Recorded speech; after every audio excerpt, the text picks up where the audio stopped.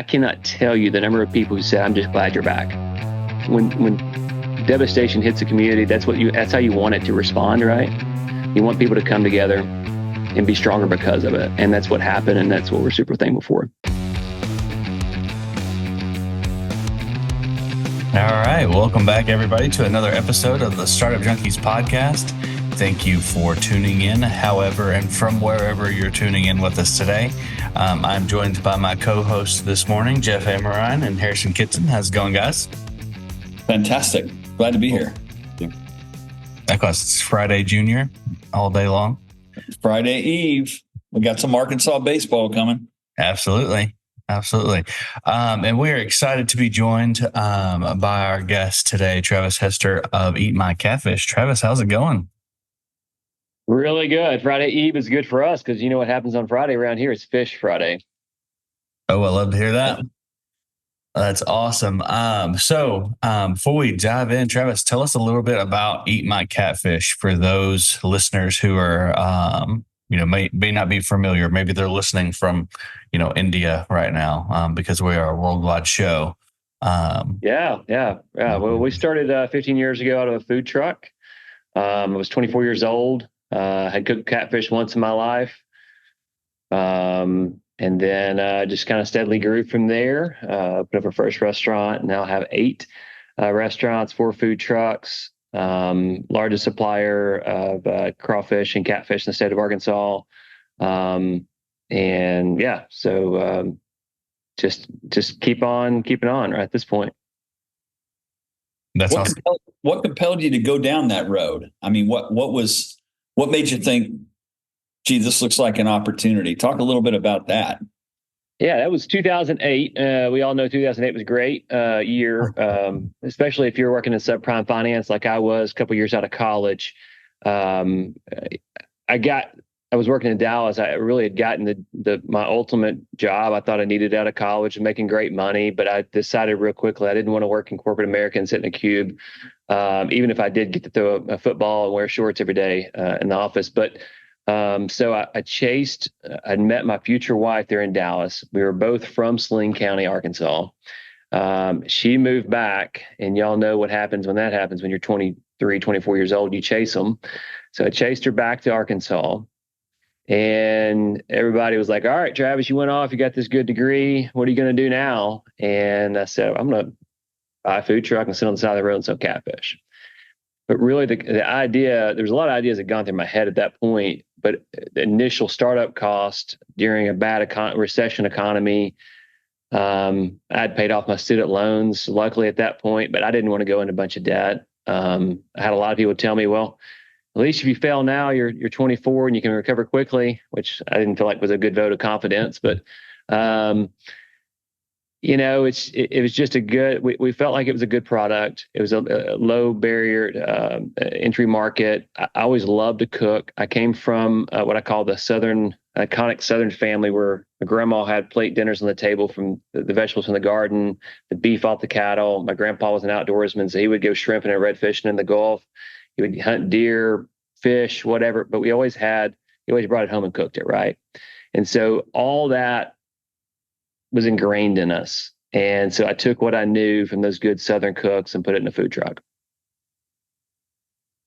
Gotcha. And talk a little bit about that transition from food truck to first brick and mortar and then beyond. Talk about how, maybe some of the challenges associated with that. So we were in the food truck for 3.5 years.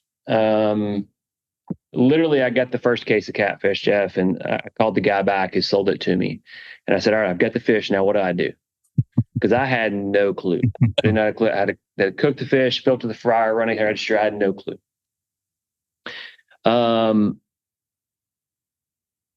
But 3.5 years, we just figured it out every day. We just got a little bit better. And then in the summer of 2011, my wife says, it was a very hot summer, a lot of 100-degree days. Like I think there was over 30 of them. And you can imagine sitting inside of a food truck in front of 2 or 3 fryers going all day long with no AC, how hot it is in there. And we had a few guys go down with heat exhaustion. And my wife says, you're going to do something else or you're going to open up a restaurant. We're not going to be in this food truck anymore. She wasn't super keen on the idea to begin with, but we transitioned over, to answer your question, to a little, it was Walmart store number 5. It was in their shopping center, and this shopping center is old.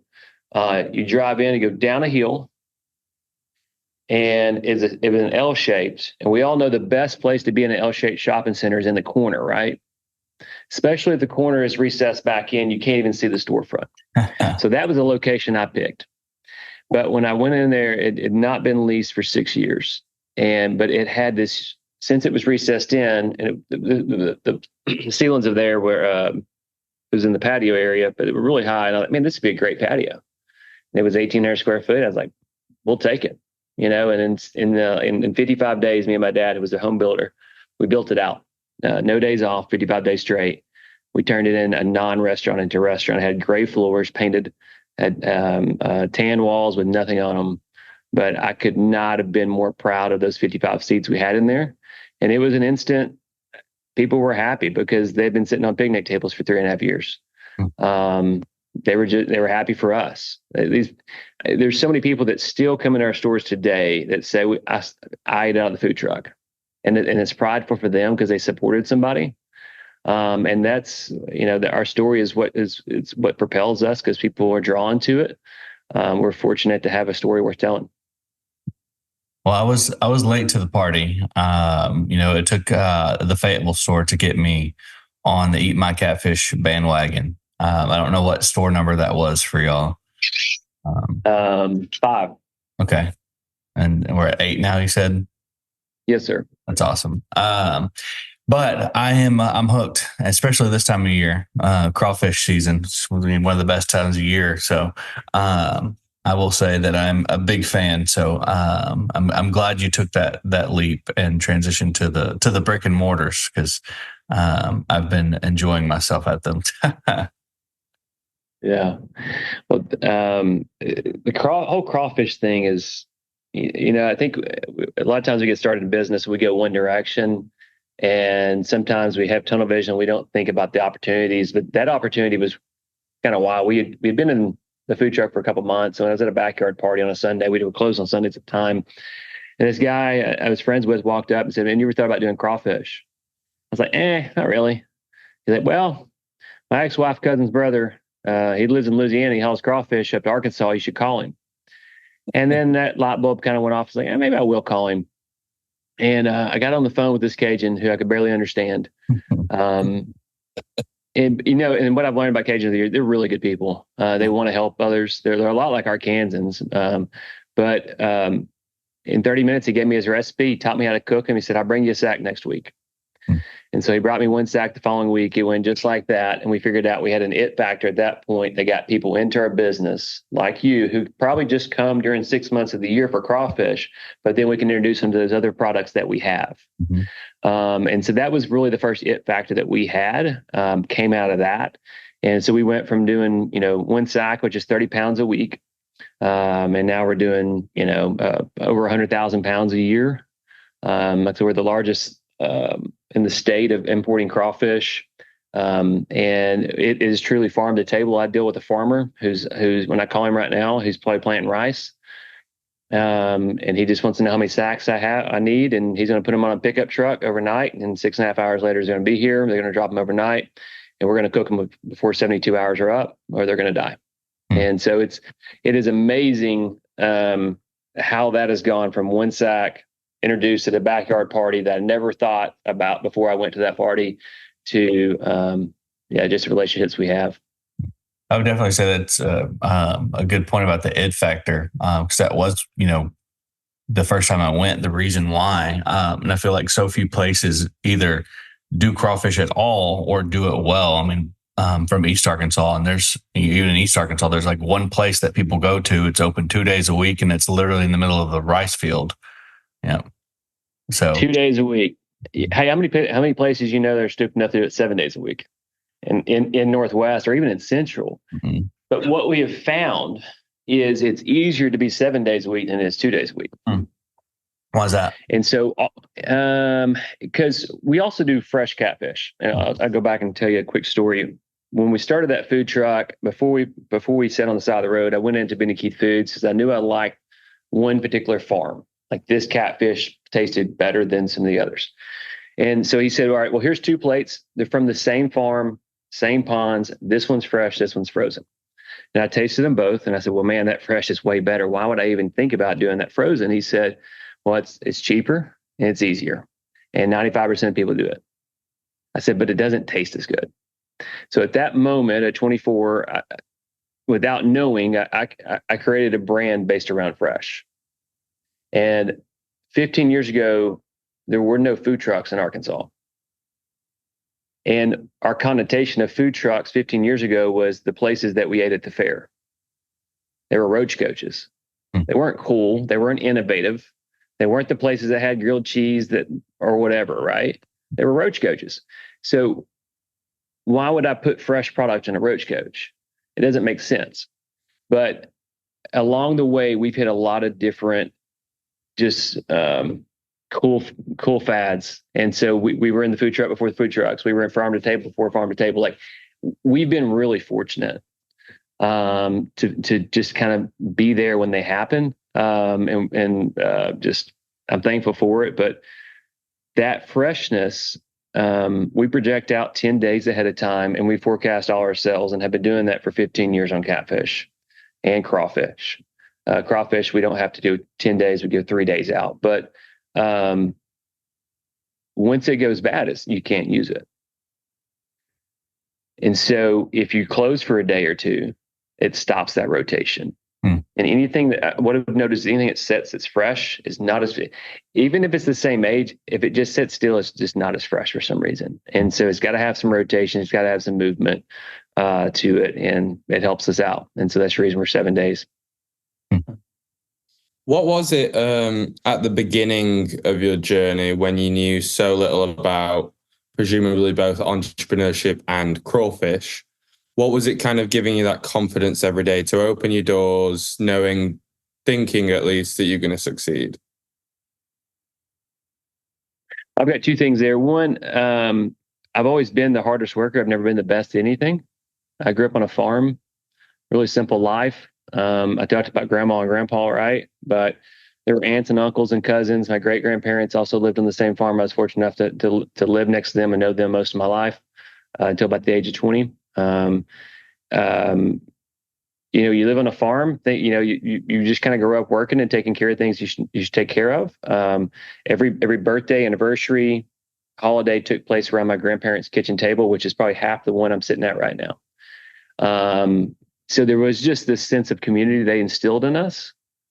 Going to a small church in the country, right? It's just like, you knew everybody. And so all of that hard work ethic that you was kind of raised in, and the confidence that I can do it. I just got to work a little harder. But really, when I got started, about 5 years in, when we started really growing, was at store number 3. We hired a corporate staff. It brought someone in. Her name was Carla, and she ended up, her title was a process and solution specialist. Now, y'all have done 380 of these podcasts. Probably the second hire for many people, was not a process and solution specialist. I came up with that title because when I interviewed her, I realized she was really good at looking at things and developing a process and putting them in motion. And at that time, at store number 3, that's what we needed most, because I could no longer be in 3 places. I needed to be at processes and a SOP or whatever, right? So she says, Travis, why do you think you've been successful? And I was like, well, I just get better every day, and I have a positive attitude. And it was like those simple things, those 2 simple things became what we call our daily traits, different than our core values. And we put them on the walls. We talk about in every orientation. And if you guess, and again, to answer your question, Harrison, is like, I had a positive attitude every day. I had the willingness to improve. I knew nothing. I still learn everything every day, right? But if I come in with a smile and everybody else comes with a smile, we get better. And so that's what got us there. Wow. Well, you've got 8 stores now, obviously very successful. Are you thinking about expanding out of the state? Are you thinking about franchising? What comes next? What does winning look like in the next 3 to 5 years? Balance. And I think winning for me is balance. When I started this, Jeff, I promised myself 3 things, because we all knew the restaurant industry is critically is claimed to be just really tough on home life. So I wanted to be a good father, a good husband, and then third, a good boss, in that order. So as we've grown, we have to reset. We grew slow in the beginning because we had kids in the middle of the stores. All right, well, let's have a child, get adapted to that, then let's grow again. And so then coming out of COVID was ridiculously tough. I hope we don't have to talk about that today, but if y'all want to, we will. I'm just joking. We want to get back to what we feel our strength was prior to COVID. I feel we're all in a race in this industry trying to get back to where we were. We all lost so much talent. The industry got beat up. No one wanted to be in this industry. Most of our people in 2022 got picked off. The people that we had raised in the company and developed, because we were a development company more than we are a restaurant group. They got great paying jobs, and I was happy for them. But you can't just that nutrition can't happen without a reset. Mm-hmm. And so what we believe needs to happen between, really this started a year and a half ago, but between then and really the next year or two, is we've got to get back to being strong from top to bottom. And it takes time to develop those people. But we all got really tired in 22 and 23 of walking in restaurants, not just ours, and they're not being servers. Like, hey, we can't seat you. Well, there's open tables. We can't seat you. We don't have enough people. And we saw it everywhere, right? And you can't just bring someone in expecting 2 or 3, 4 weeks, 4 months for them to be up to speed so that you can run a restaurant from top to bottom, much less 8 locations. And so what we're after is to really reestablish our training programs, to develop within and create an engine again that we can have, where most of our managers are promoted within. And we can operate great stores. And until we can get to that point, we're not interested in opening up stores. And also the economy's got it. The industry right now is beat up. I'm not scared to say it. Some are, but it doesn't. You don't have to look far to know that check counts are way down industry wide. Unless you're in the honeymoon phase or just a brand that's on fire, you're not seeing as many people today as you did last year. And people are spending more on the experience, but they're not coming as often. And so we've got to really figure that out as well before we want to step out. Yeah. Gotcha. That's really smart. I mean, inflation's up. Real income for individual consumers is not up because we've had 30% inflation in 3 years. All the input costs are increasing. That makes total sense to me. Yeah, I saw an article this morning basically saying the exact same thing. It was kind of taking a pulse on restaurant industries from fast food to high scale, and basically said the same thing. And I imagine there are probably some challenges there as well from a supply chain perspective. I know that I know catfish is the primary, but with crawfish, the supply chain and I guess a limiting of supply coming out of Louisiana affecting prices and things of that nature too. I'm sure that's got to be in the back of your mind from time to time. Yeah.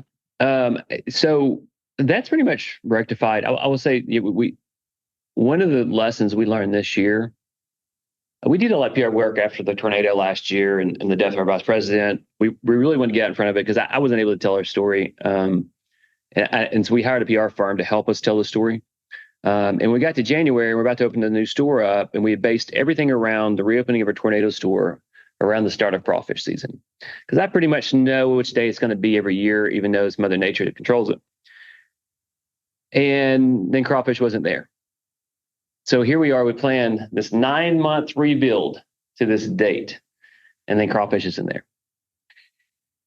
And we're like, well, It's going to be really high. We're not going to be able to get it. So we got to get out there and on the news. So we call the news stations. Hey, we got a story for you. No one up here is talking about it. On the news in Louisiana, everybody's talking about it. No one's talking up here. And they're like, all right, great. They come out, they interview us, and we scared the heck out of all of our consumers. And so now I hear this about 2 or 3 times a week. Oh, wow, it's that cheap? Because everybody has this mentality that crawfish is too expensive and they can't get it. Mm-hmm. And I mean, I call a radio station yesterday we advertise on. I call in just to say breaking news. Crawfish is the best season in years. Like we're trying, right? I pitched news stories a couple of weeks ago to them, trying to get them to come back out. They wouldn't get back out. So like we usually don't put our live crawfish prices on the web, like in front of everybody, because I won't go into that part, but we're doing it. We're blasting them. We're trying to get people to see them because we need them to wake up because it's a great season. The crawfish are awesome. Our farmers are doing just a remarkable job this year. We're really proud of them. Our relationship's really strong. So it's awesome. And I would be remiss not to mention, recently the all the hard work paying off via the Arkansas Business of the Year Award. Speak to that a little bit. What was that like? I had the benefit of, or I guess fortune of being there actually to see that. So, yeah, thank you, man. It's really a tribute to our staff and everything they did last year. Our team really pulled together. To recap for the listeners, March 31st tornado came through Little Rock, run at 1 mile an hour in an EF4. That was about the heat of it was about 300 yards west of where I'm sitting right now. Crosses the freeway, direct impacts our store, our highest volume store, and our corporate office. And then 3 days later, our vice president is tragically killed. And so here we are in April during our busiest time of year. I mean, just our peak, because we peak every year. We know exactly where our peak is based on Easter, and just lost. The darkest days of my life by far, and I learned during COVID that when you didn't know what to do, sometimes you just need to tell your people you don't know what to do. Because people need certainty, but sometimes you can't give it to them. And so sometimes you just need to say, guys, I don't know what we're going to do, but I promise we're going to get through this. Here's my plan right now, and I need you to stick with me. And it's okay to say that. And I didn't know that for a long time. And then, but in that moment, in those moments, those first few days, first few weeks and months, what are we going to do? Like, I can't think straight. And so our team really pulled together. And what really got us out of that was giving back to the community and getting into the community. And it's amazing. There's a Maya Angelou quote out there. It talks about it. And I can't remember off the top of my head, but basically it says that, to fill again, sometimes you got to give back. And that's what we did through numerous of things. We opened up a Riverdale store here in Little Rock 60 days later. It was being built when the tornado hit. So 60 days later, we rushed to finish it up, get everybody. We actually transitioned our staff down there. We get up some equipment we needed down there. We opened up the store, but the day before we opened it up, I said, guys, we're not going to open until we feed first responders and the tornado victims. So we sat in the parking lot with the food truck all day long. We fed 700 plus people for free. Few weeks later, we do just 100% of any dollar that comes in that store for the day is going to get donated back to those communities. And we keep doing things like that. And all of a sudden, inside the company felt totally different.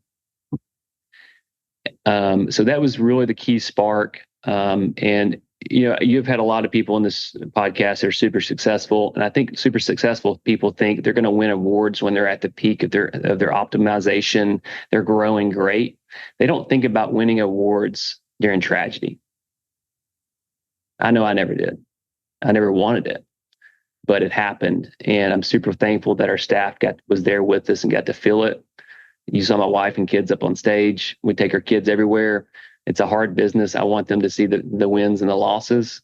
They've seen a lot of losses, and I wanted them to see the wins too. So, and we're up for an award next week for Little Rock Chamber Business Impact of the Year as well, and we're excited about that. Even if we don't walk away with anything, just being nominated, there's some great nominees, and again, it means a lot for me, to our staff, to be recognized. You're obviously talking, you talked a little bit about feeding all those people for free and being in the store that day. Are there any other kind of customer stories that spring to mind throughout your journey? Man, so many. The first customers are the ones I can remember the most. But when we opened up Riverdale, it was super emotional day. It was 60 days after the tornado. Our vice president obviously wasn't there, and I had found after her funeral, I'd found these words. She was a very inspirational person. She had written her final words, and they were powerful. I read them that day at the grand opening, at the end of my speech, before we cut the ribbon. And a customer walks up to me who I did not know, and she says, "I want to frame those for you."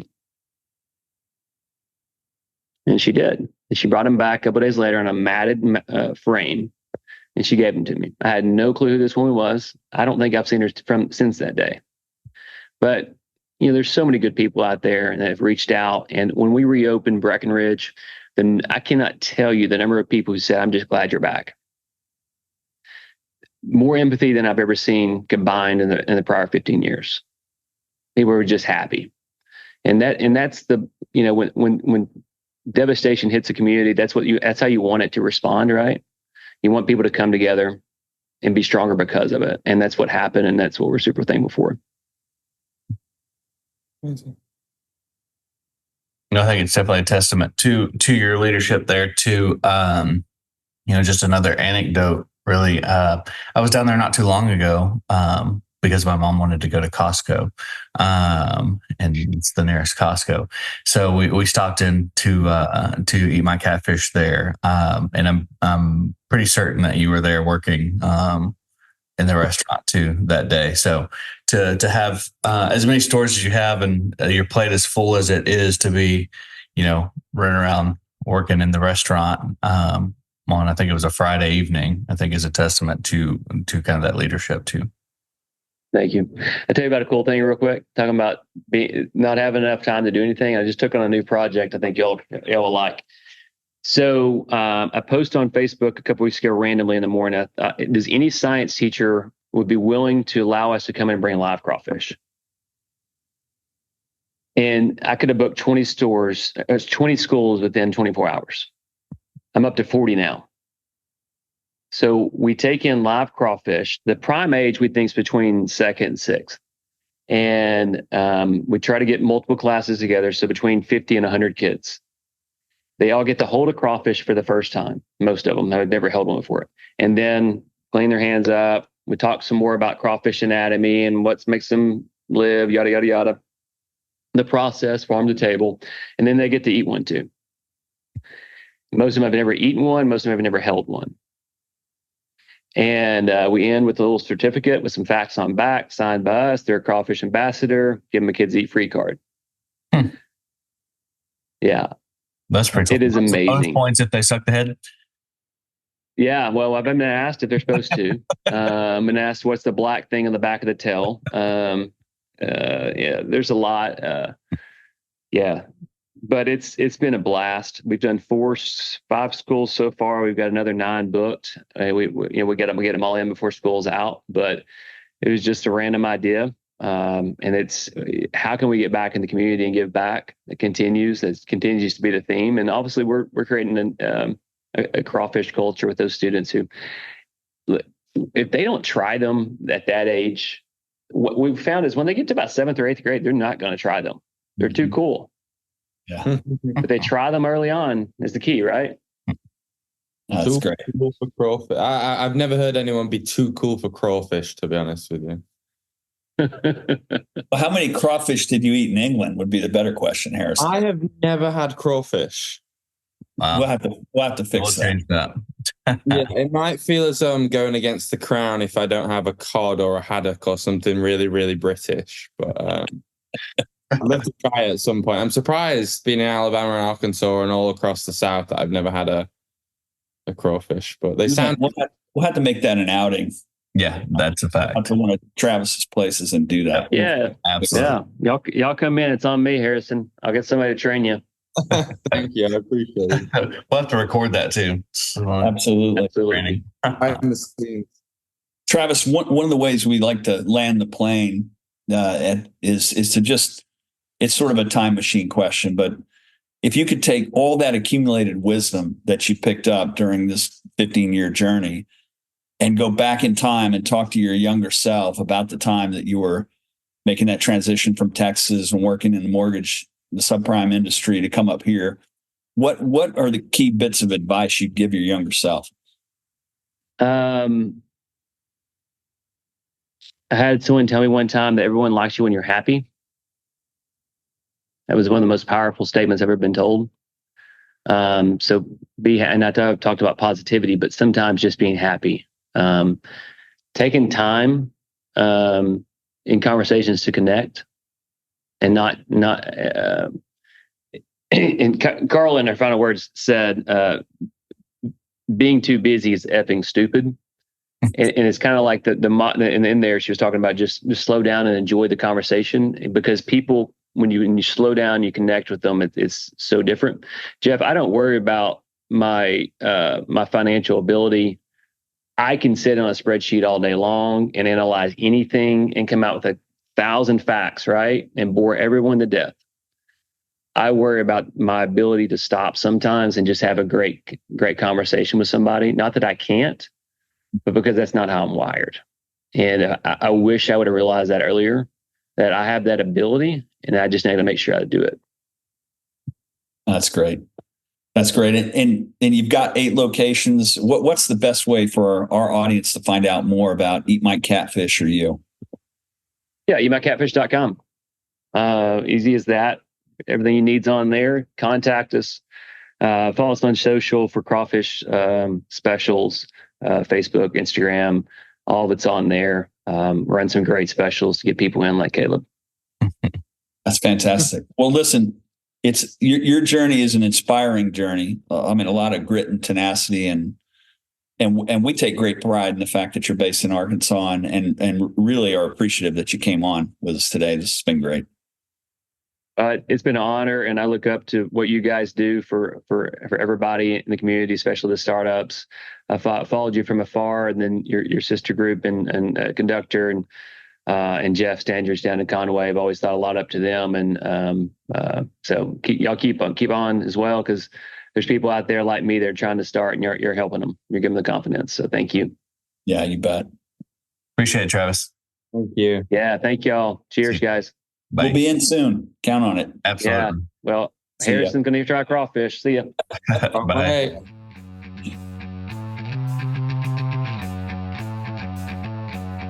Ecosystem builders, entrepreneurs, chambers of commerce, mayors. If you're interested in taking your economic future into your own hands, we've got a book that can help you. Creating Startup Junkies, Building Sustainable Venture Ecosystems in Unexpected Places is the guide. It's a little bit inspiration.